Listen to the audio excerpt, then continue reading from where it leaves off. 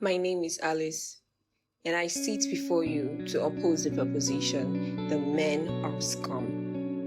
I mean, most are, but definitely not all.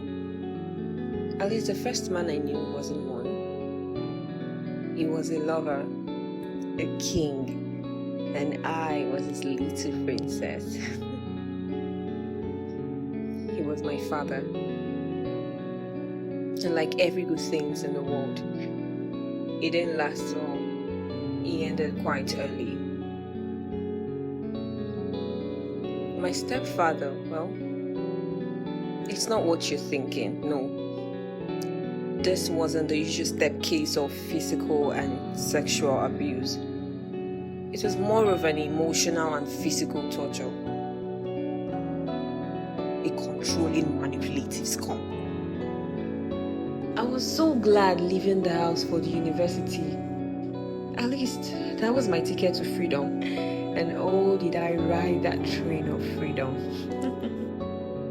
I remember my first year in the university. It was filled with so much fun. And the fun I'm talking about is not the usual fun in the classroom, yeah? I had so much fun and learned a lot at the other room with different kinds of lecturers. Name it tall,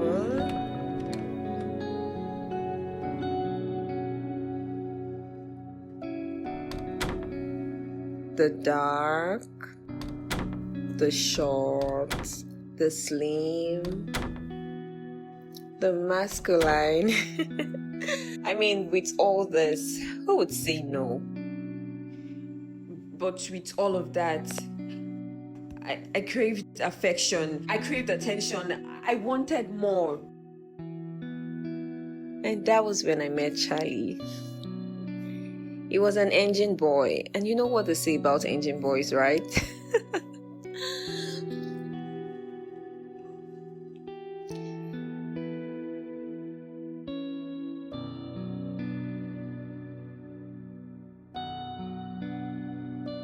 Charlie was sweet. We had so much fun together.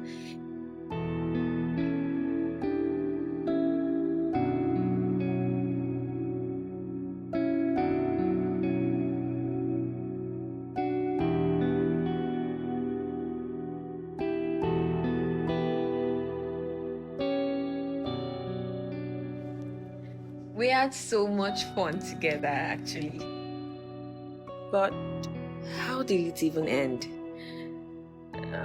How did we break up? What happened? I can't recall. I think amidst all that happened between us, there was nothing deeper. So we drifted apart.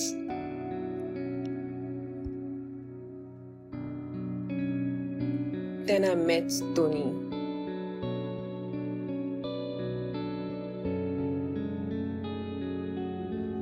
It was sweet at first.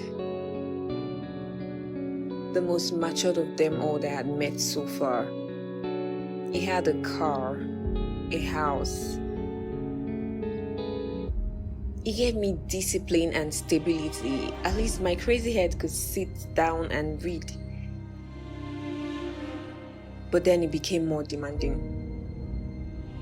First was my space. I had to move in with him, cutting off all my friends. And next was my sense of dressing. Tony said my sense of dressing was provocative. Really? The worst part of it was the way he liked his meals. Tony wanted his meals fresh. He liked his eba hard and his soup less spicy. And he hated junks while I loved them. I love junk, so I had to hide to eat my shawarma and ice cream. It took my thoughts, my words, it took everything from me. I couldn't recognize myself. Everything that I read was not sticking. Nothing was sticking. The more I read, the more I failed, and the more it condemned me. His words were hurting, and they all revolved around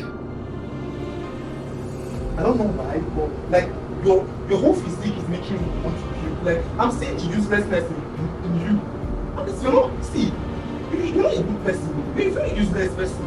A very useless. You know what I mean? Emphasis on useless. You're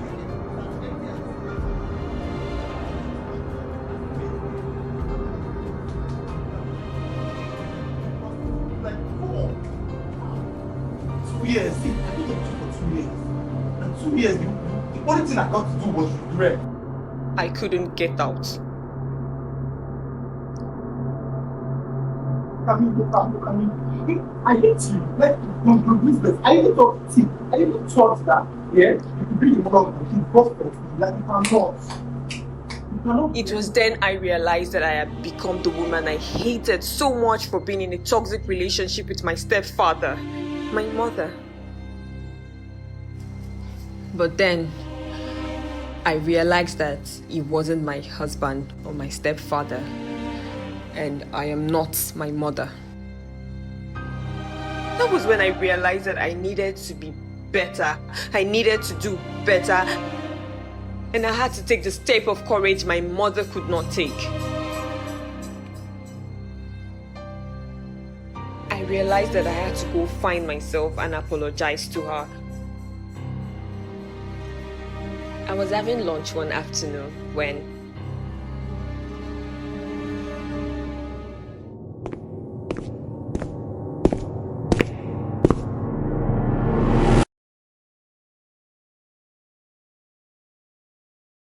I met Davy. He was so sweet, attentive, loads of fun. He brought the blush back to my cheeks. He was a terrible dancer.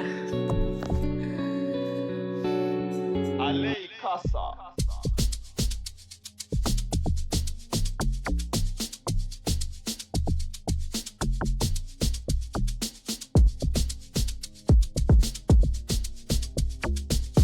He reminded me what it really feels like to smile and laugh from my belly.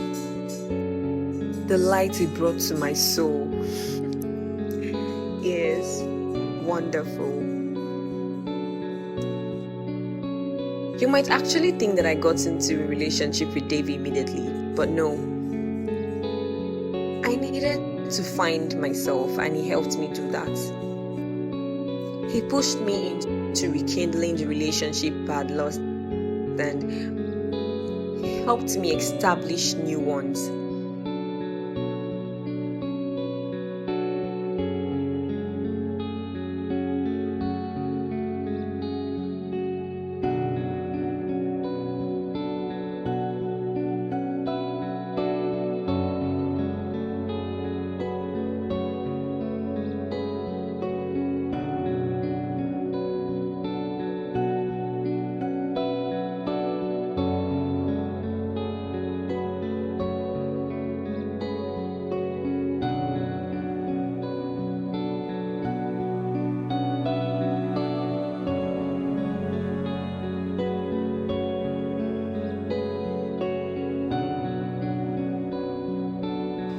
Even when I thought I was ready, he stretched the time till we couldn't deny it anymore.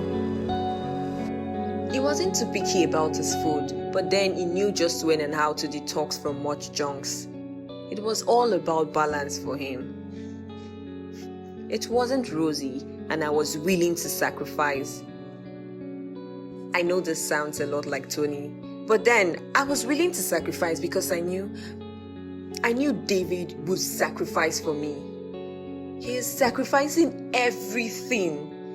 His time, his energy, his money. And then when we played,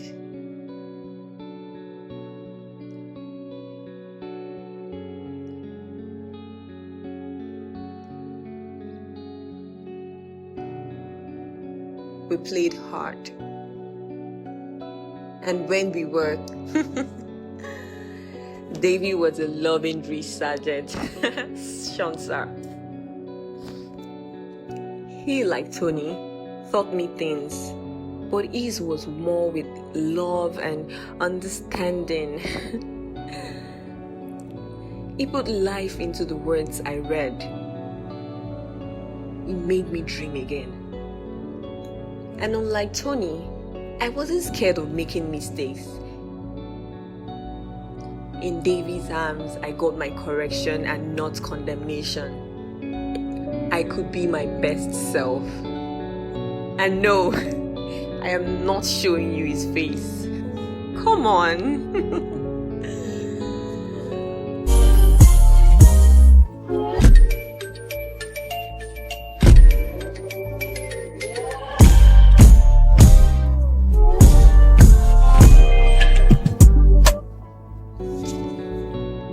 Here I am, once a naive student, then a broken girl, but now still a student with a beautiful scarred soul through which the light of God shines. This is